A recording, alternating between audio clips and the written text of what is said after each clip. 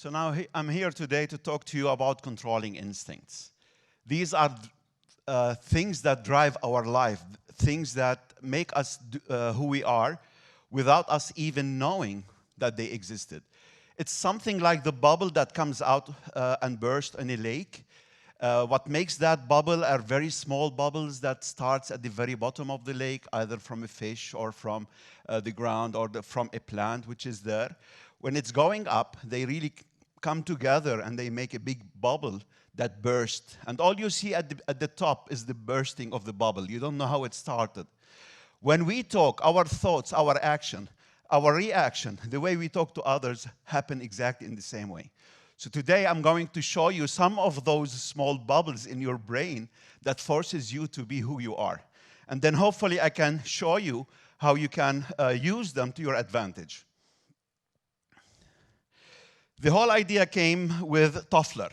In 1988, Toffler said that history has passed through phases, or he called them waves. The first one was agrarian, which is farming. Everybody used to be farmers.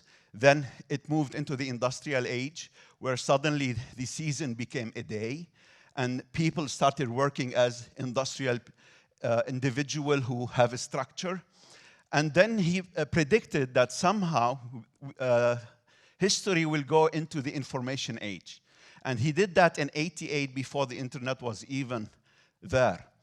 Now I'm using the word knowledge because I believe we surpassed the information age into the knowledge age.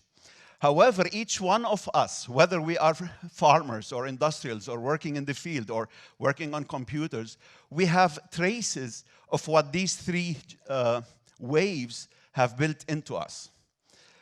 For example, the agrarian are driven by the season. They're driven by families and people going en masse to the field to pick up their crops. The industrial, they are driven by the day. They have an 8-hour structured day where they have to go to work and then come do some fun during the day, then sleep. So their time changed from season to structured day.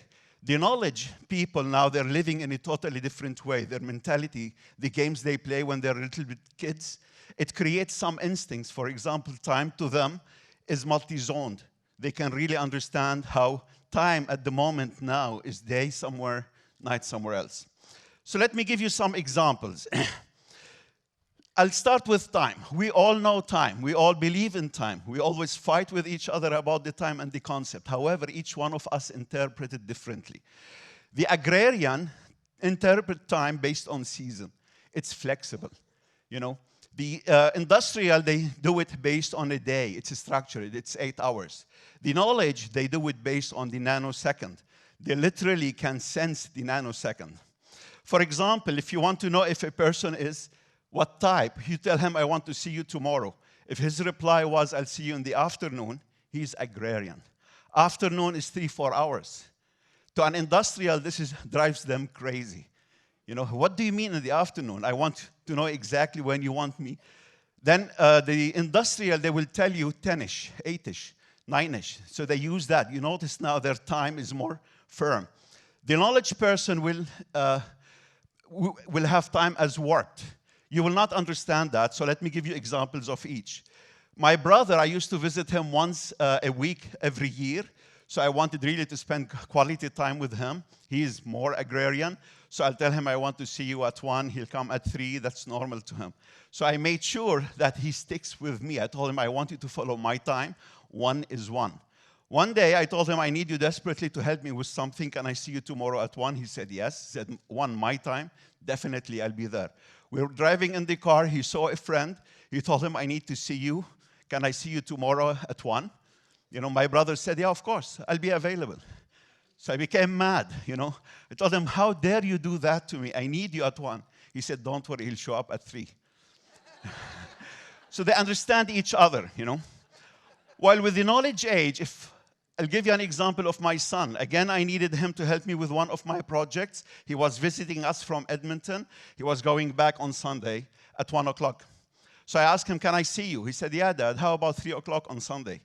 I told him, but you'll be halfway to Edmonton. How can you do that? He looked at me as if I know nothing. Come on, Dad, we can Skype. So to him, time is different. He can do 2, 3 things at the same time. And I guarantee you, when he was going on the bus, he was really talking to his friends, chatting, Skyping with me, and doing his homework. So these individuals, they live in that way. Unfortunately, we do not understand each other. And that causes confusion. When you tell somebody, come to my meeting, you're coming late 15 minutes, and people were waiting, he looks at you, 15 minutes only, and you're making a fuss out of it. So you understand where they're coming from. The social unit, agrarian, they believe in large families. If you want to know an agrarian, ask him, what is the name of your second cousin from your third grandmother who's married to your wife's uncle? He will know.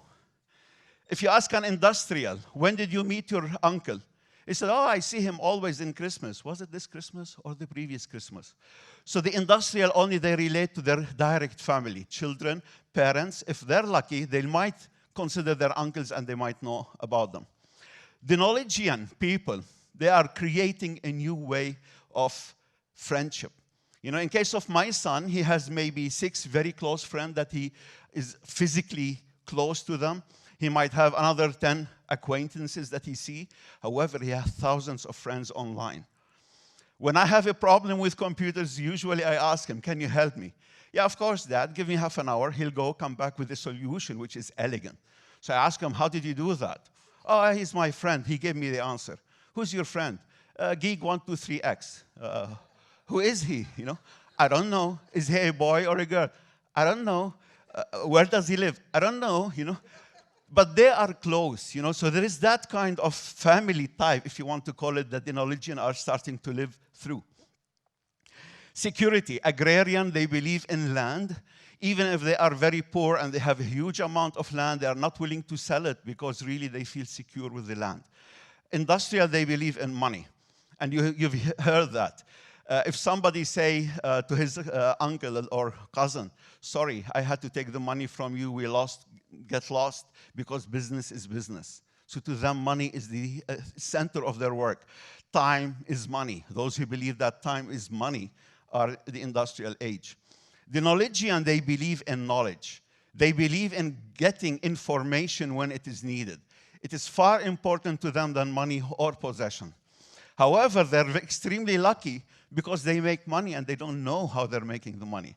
And the owner of Facebook and Google is a very good example. They are driven by love and hate. The agrarian, if they love you, they will die for you. If they hate you, if you have the best idea, they will always oppose you. The industrial, they believe in power-hate. Power-fear, which means if I have power over you, I can make you afraid. If you make me afraid, you have power over me. You cannot do that with an agrarian. And this is a big problem happens in an organization where an industrial person will tell an agrarian, come on time, otherwise I'm going to take money from your salary. Usually the agrarian, because they don't believe in money, they say, to hell with that. If that's the punishment, I don't care. So that one will start telling him, I'm going to give you a warning letter. The agrarian will reply, hey, you cannot make me afraid. You know, I hate you. I cannot work with you. So this is how the discussion happened between them. The focus, the agrarian always focus on the past. They focus on their ancestors, their history, what they have done before. If they are working in an organization, they will always bring history and how things were happening before. The industrial, they look at the future. They have plans. They have strategy. They save money for their later days. Retirement is the basic focus of their whole phase of life. While the knowledgean, they live on the now. They know tomorrow will be totally different than what they have envisaged. Where did they develop this? From all the multiple games they used to play. The games, the online games, they've been exposed since they were a little kid. They cannot really figure out what is the future.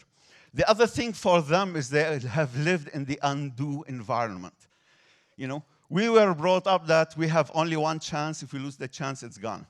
To them, with the undo, I just undo, do it again, undo, do it again. So to them, the chances are, that's why they develop themselves to focus on the now. They dream for the future. They know where they want to go. They don't care how they can get there. They learn from their past. So whenever they make a mistake, they reflect on that, but they always focus on the now. So now, the implication, there are far more instincts that we've identified than what I've given. But because because as Matt said, this is TED. I'm limiting it only to these 5. So how do these things work? Now let's look at the managers of organization. If the manager is an agrarian and he's holding a meeting, he will hold it on agrarian basis. It will be more like a social event. So they will have the agenda. They don't stick to the agenda. They always go tangentially. Always there is a lot of new topics. And always there is that magical phrase, AOB, any other business. Because really, you can come. It's like a dinner in a family. You just chat, you know.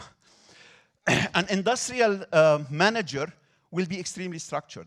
They will have the agenda. They will follow the agenda. If you have any other business, the usual reply is, do your homework. Why you didn't do it before? Why you didn't put it on the agenda a week ago? So that's their mentality.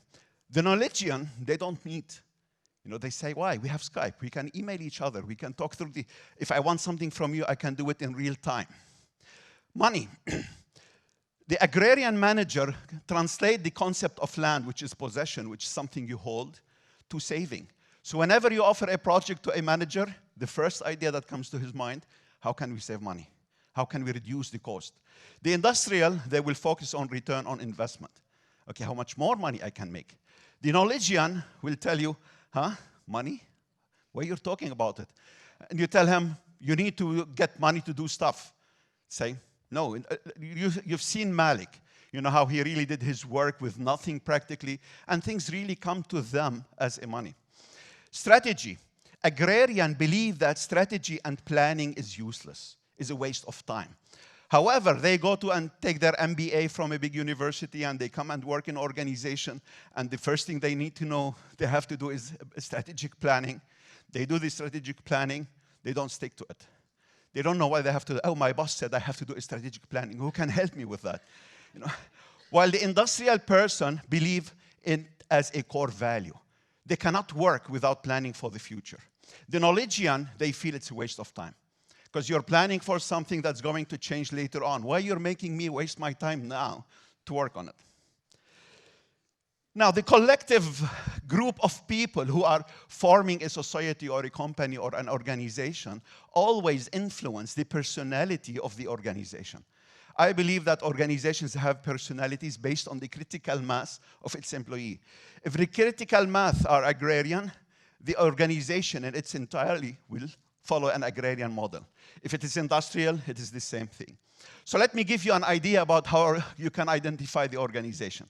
First, technology. In the agrarian type of mentality or personality, paper is still rules. They will have the latest technology. They have emails. They have servers. They spend money on technology. But still, at the end of the day, you go to their storage, you find huge cabinets of paper and paper. And if they're really advanced, they will convert them to microfilms.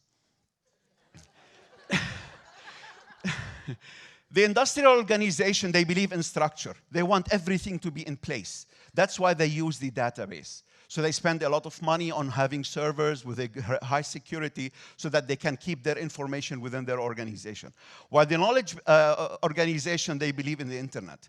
Everything is unorganized. It's like Google. Throw it anywhere you want. When you want it later on, Google it. You'll find it, wherever it is. Change. In the agrarian age, change never happens. Because their word is, always we've done this. For 40 years, we have done this in our life. So they're looking at the past. The industrial, they do change, but very slowly. Because it has to go through committees. There must be policies. There must be... While with the knowledge, it is immediate. When change is required, they do the change. You know, if you really do the analysis in the economy, the only companies that survived the recession were the agile organizations that were ready to do the change when it's needed. Mistakes. Agrarian, they repeat the mistakes.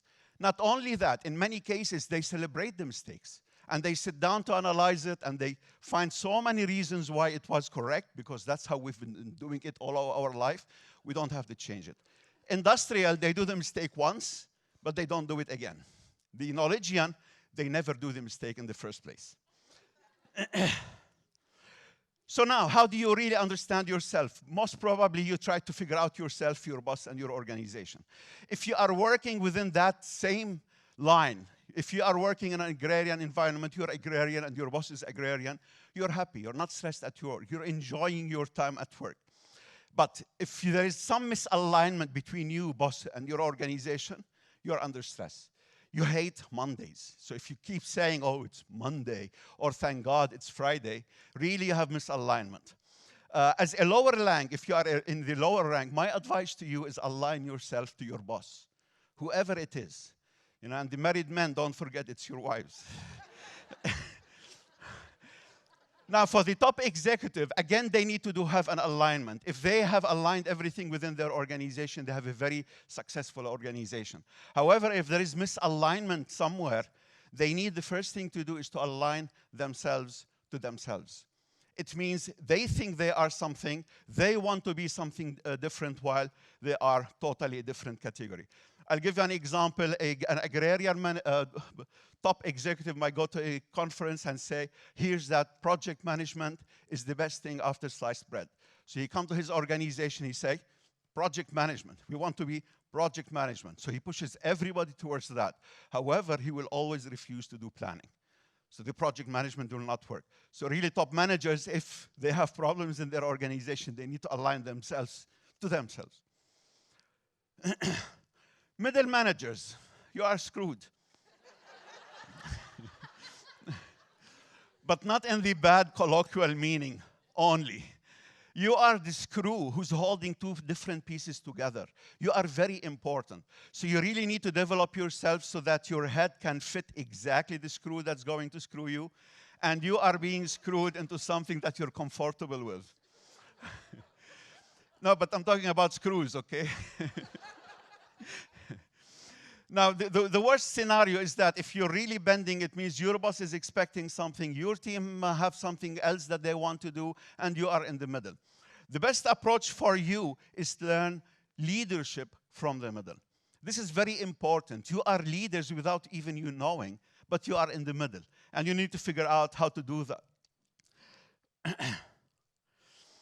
So some tips, you as managers, or if you want to do some work, in the training, don't train to change attitude, habits, or knowledge. You know, sometimes they're important. What you need to work on hard is to change their values.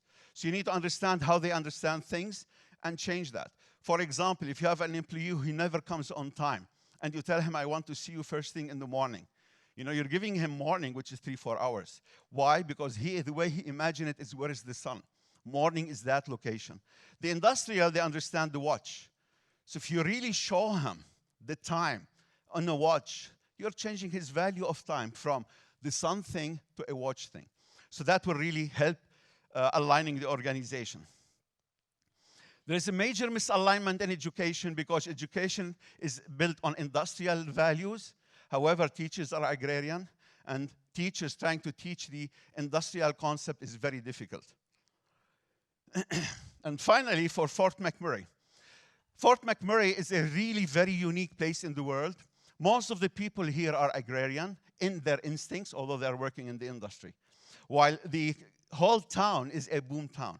And the word boom means money. So it is designed to be money-based. Only recently, the premier and the municipality have decided to change the word from boomtown to hometown. And in my opinion, this is the best alignment I've seen thought of in this town. You know? However, I really highly recommend that they should jump into the City 2.0 concept. You know? And I truly believe Fort McMurray can be the first city of 2.0. And you know, this is a TED initiative that's just started this year. Thank you very much.